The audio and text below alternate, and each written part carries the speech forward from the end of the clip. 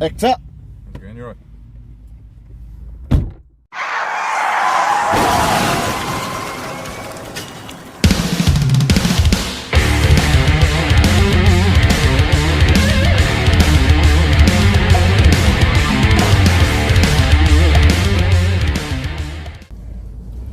This ain't going to take up all day, is it? I've got other stuff to do, you know.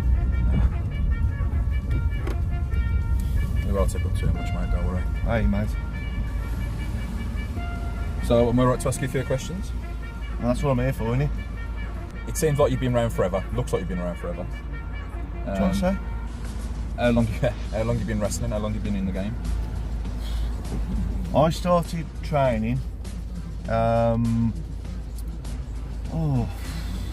about six years ago.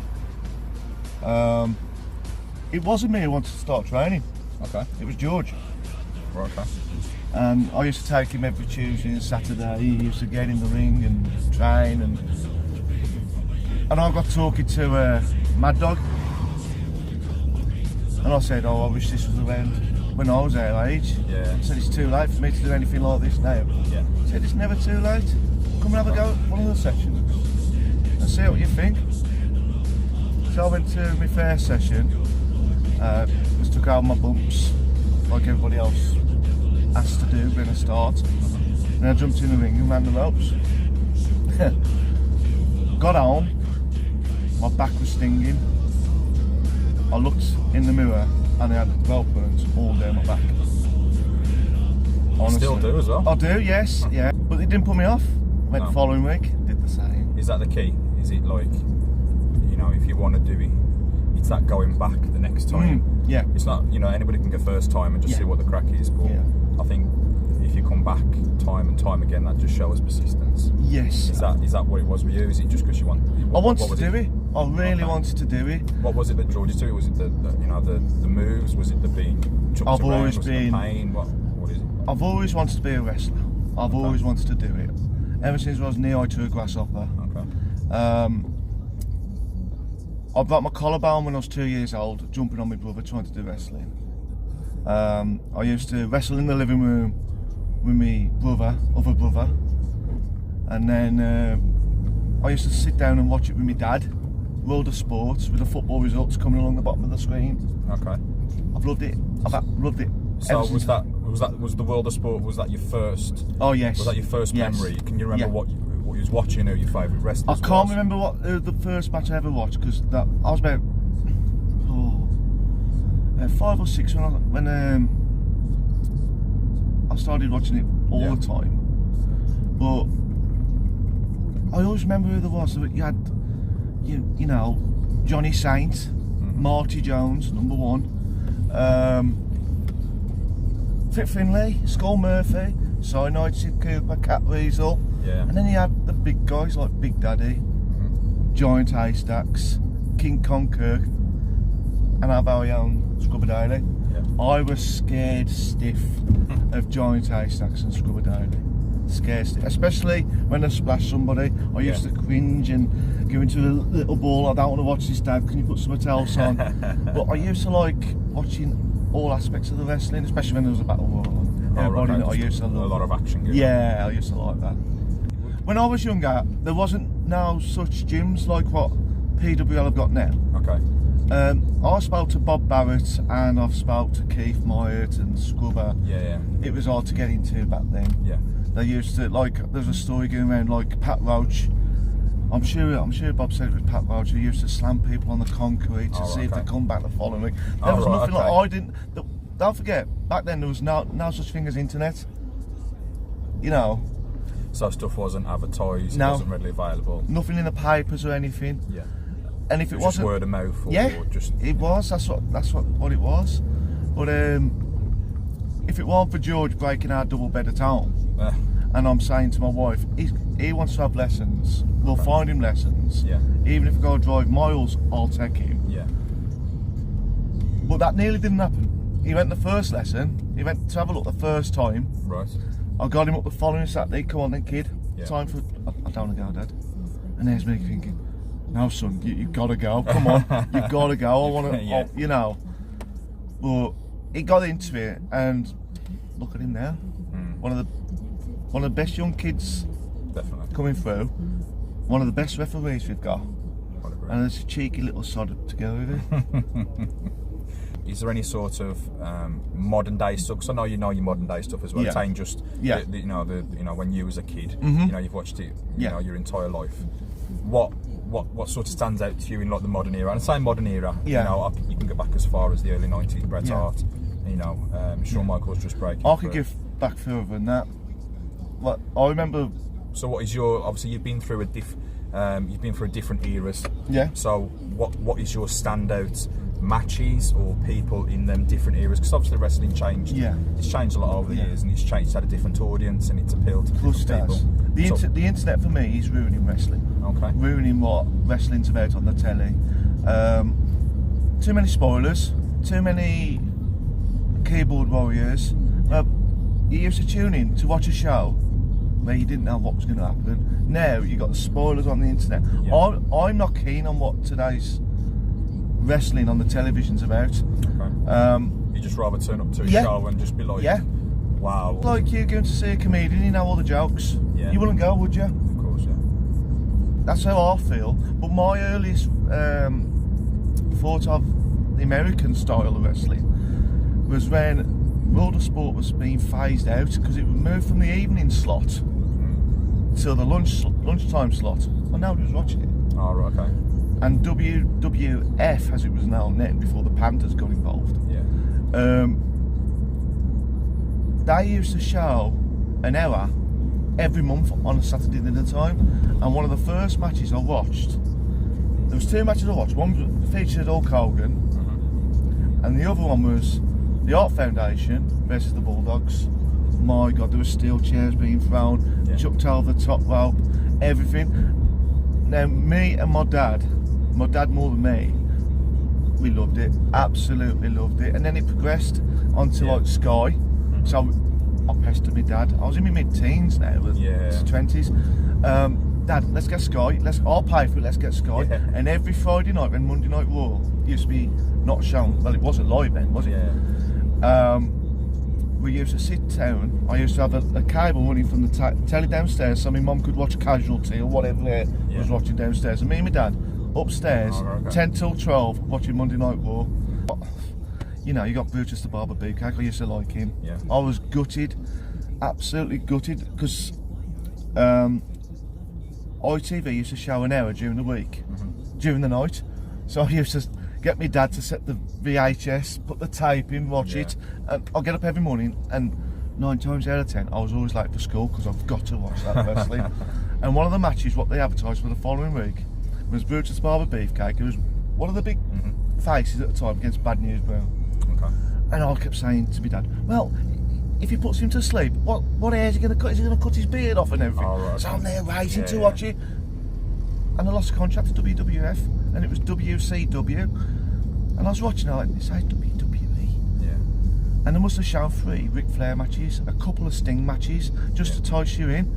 But then WCW came on to a Saturday afternoon in the World of Sport slot. Right. And I used to watch that. Anything with wrestling, what was on the telly. They even tried to bring back American wrestling. Well, English style wrestling, but gave it to the big American amateur, you know. Yeah. WAW, it was called. Yeah. And do you remember the boxer Gary Mason? No. There's a heavyweight champion, the UK heavyweight champion called Gary Mason, and he acting as a bouncer for one of the wrestlers. I remember him being on it, but it compared to what the World of Sport was, it was awful. Yeah. I think it lasted 6 weeks and it was took off the air. Oh, right, okay. So I had to get Sky, didn't I? I had to get Sky. I've got to watch me wrestling. So was you a WWF at the time? Yes, or was you a WCW? I was WWF. Because apart from on ITV, it wasn't showing. But when it would start being shown on TNT on a Friday night, me and my dad, because back then you couldn't record 2 channels at once. Yeah. You only got one VHS recorder. You could only record one. And with Sky, you've got to record the channel you're watching. Yeah. It's not like there's 5 channels at a time, multi-recording. No. Yeah. Well, we'd watch the first hour of TNT, and then we'd watch 2 hours of Raw. And I was watching that programme the night when I think it was Eric Bischoff said, and Mankind, Mick Foley is going to win the WWE title tonight. When they spoiled it, yeah, I remember that day, yeah. And since that, and they brought the NWO in, didn't they? And then former WWE writer went into WCW, and he ran that into the ground. Yeah, Vince Russo. Vince Russo, that's him. Yeah. But, yeah. I always, I've got the network on my phone, but I don't watch any. Like I watched Crown Jewel last night with George, and it was okay, but I'd rather watch some of the old stuff. You see, I've got the network as well, and I'm exactly the same. I'll never watch any up-to-date stuff. I'll watch some of the documentaries behind the scenes just because I think them are really interesting. Yes, I'll watch those. Yes, but I think I like to watch all the existing, all the old pay-per-views. WCW and WWE. To be fair, I've spent some money. I've spent some money going to watch the WWE pay-per-views in this country. I remember going down to Docklands Arena, and I think the main event was a Fatal 4-Way. Austin, Rock, Undertaker, Mankind. And I'm sure that's a night. That's a draw, ain't it? Well, you got 4 big names in one match there, haven't you? Yeah. And I'm sure that's a night. Or was that another pay-per-view? Vinnie Jones was there. Okay. And I watched that back the other day, and I cringed about what Vinnie Jones was saying on the microphone. I thought, Vince wouldn't let him say that now. No. You know? I think a lot of things have changed though in terms of what could have been said and what needed to be said at the time. Like DX ran wild, to be fair. In the late 90s. That was fantastic.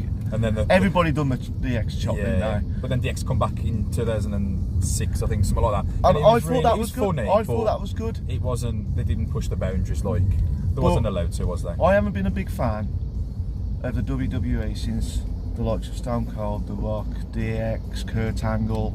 All them ain't gone there no more. But like there is people who are good on the mic, but nobody can beat what The Rock and Stone Cold could do. Yeah. And Jericho. I know Jericho's in this AEW, and I've watched some of that. It's okay. It's all too flippy and that for me. Not my, not my. So going back to PWL. Yeah. You said you started training when you was 40. Yes. Ripe old age of 40. Just before me 40. Just before you're 40. So you're in your 30s. I think I might have been going through a middle age crisis. So you started training when you was 40. How long did it take you to feel that you was show ready or match ready, or Right past when I've had my debut. To be honest, I never thought I was show ready. Okay.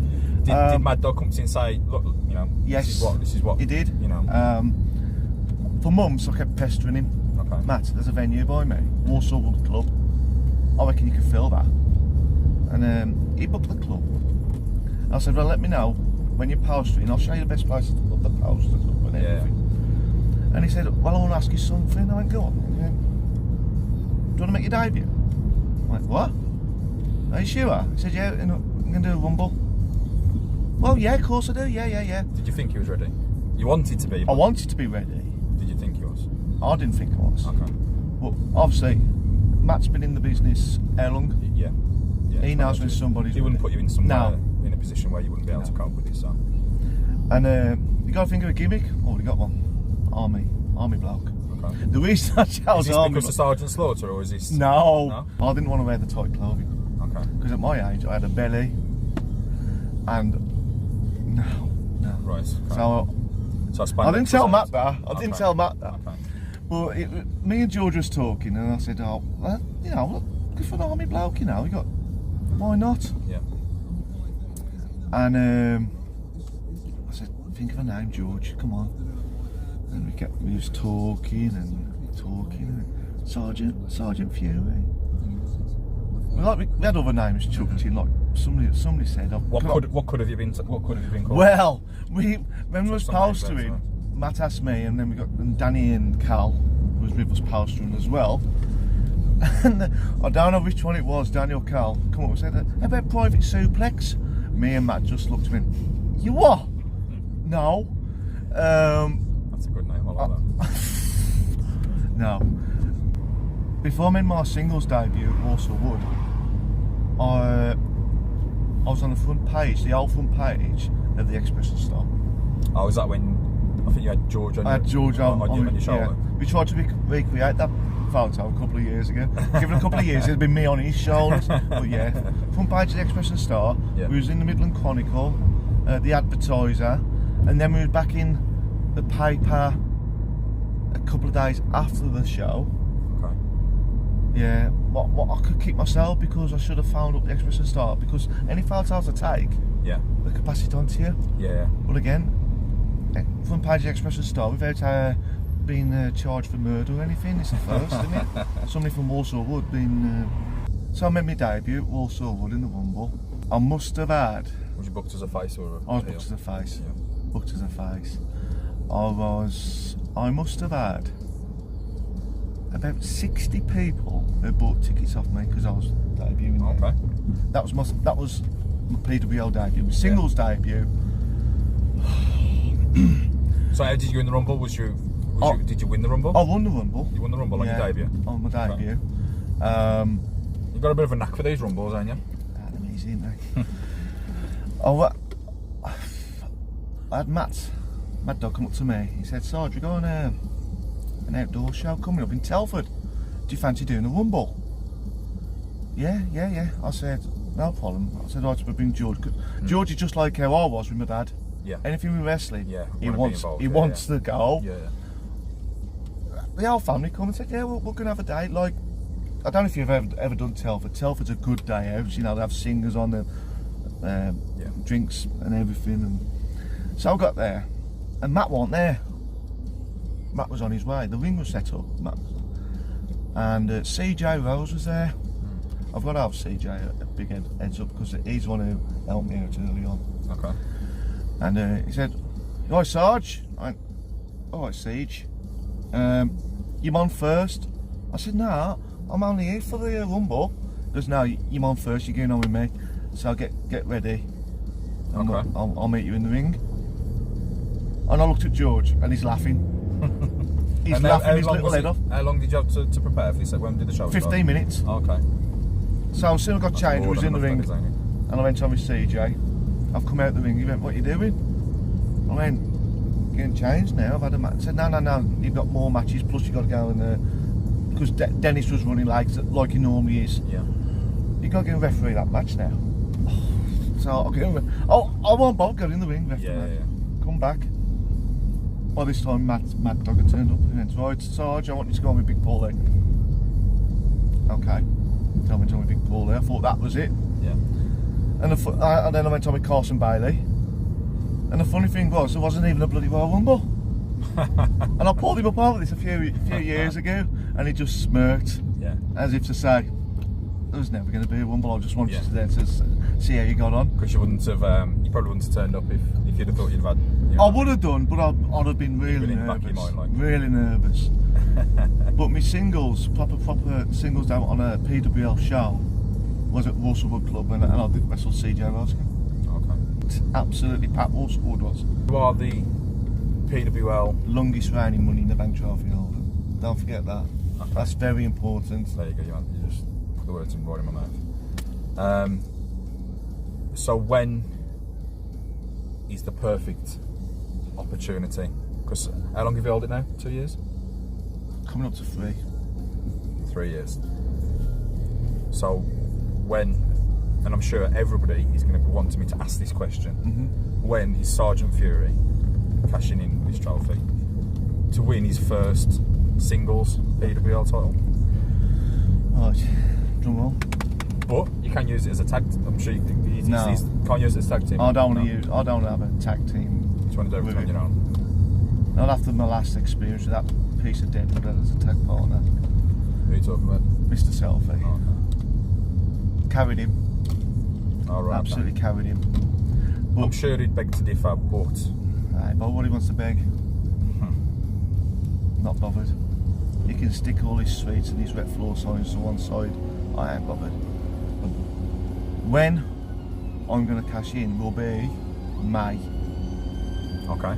Maybe this year, maybe next year, maybe next week, maybe the week after, maybe tonight. Okay.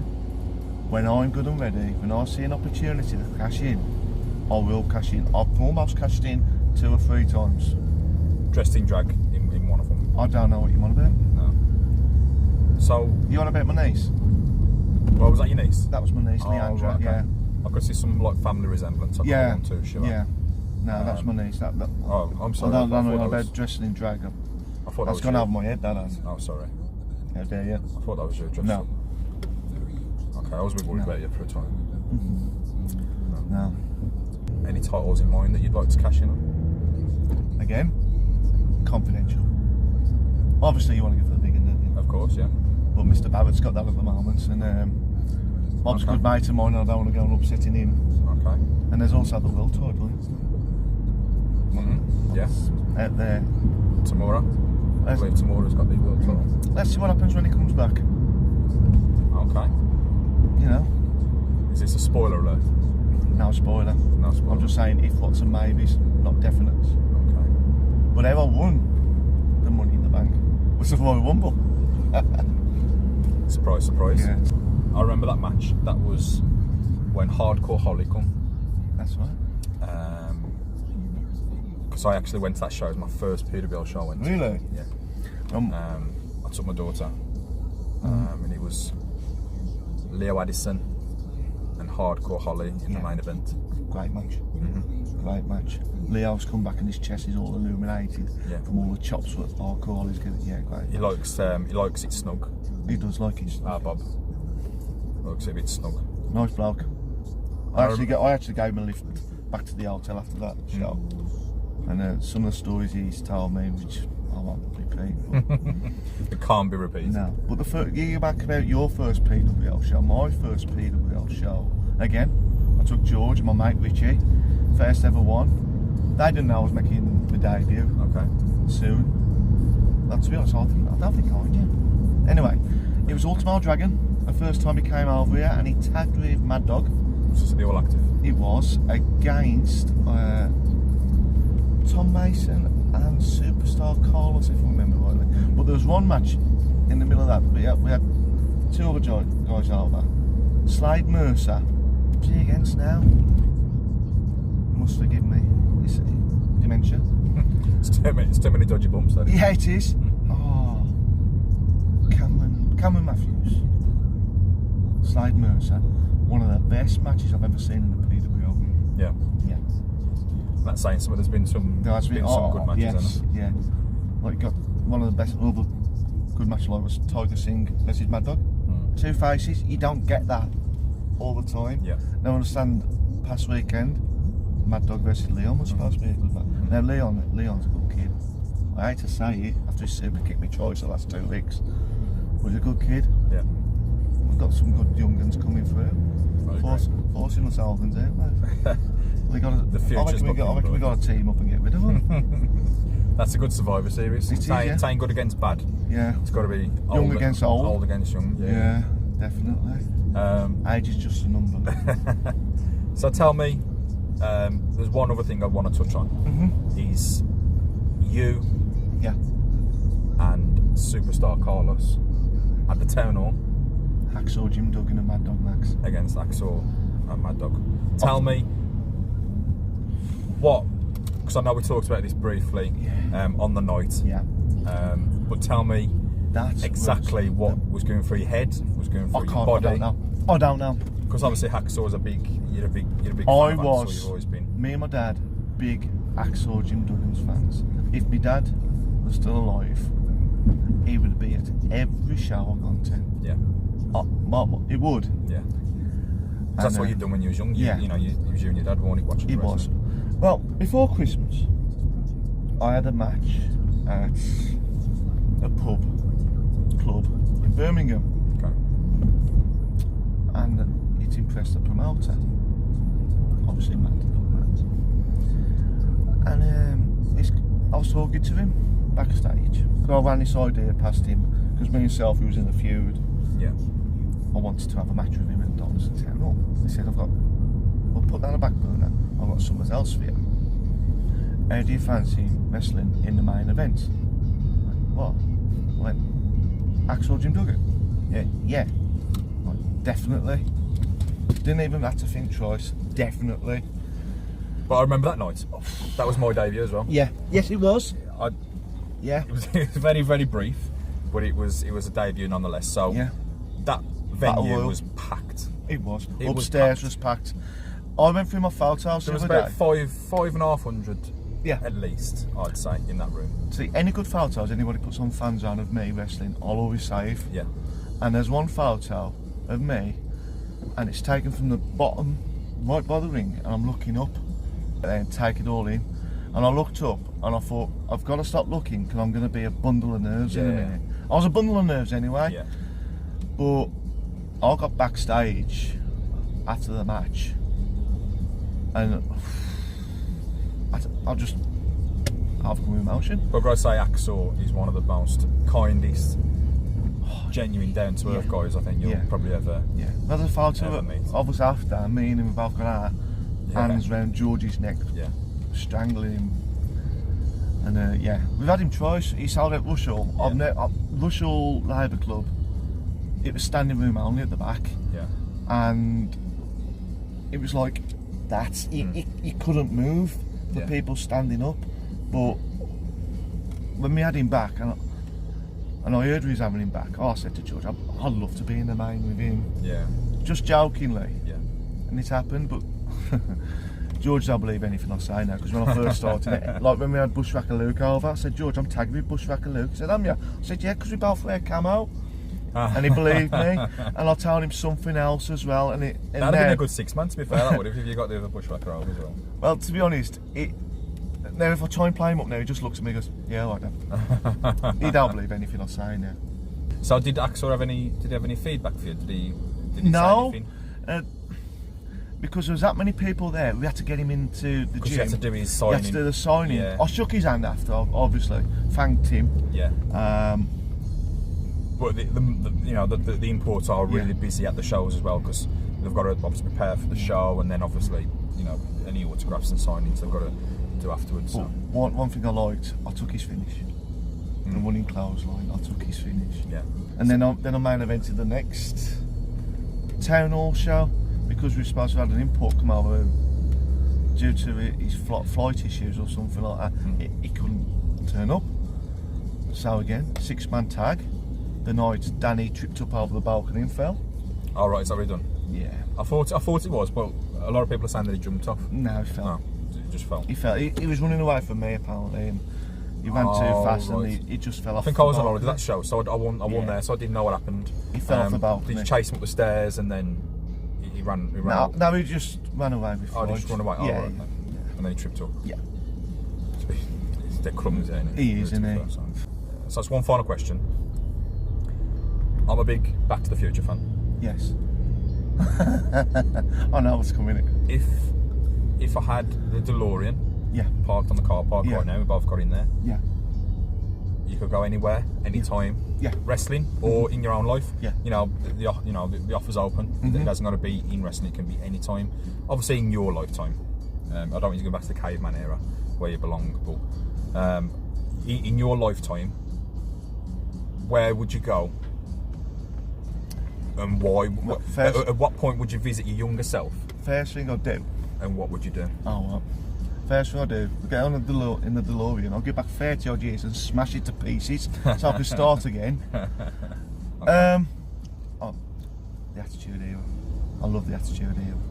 But I also like the world of sport wrestling. So that's a difficult one for me, in fact.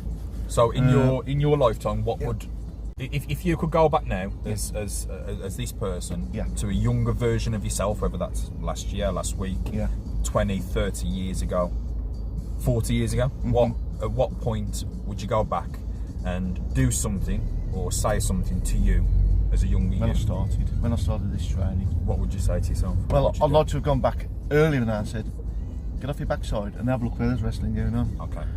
Because now you know that what you could have achieved, you'd like to have gone back and said, look. The advice I'd love to give myself, listen, watch, observe.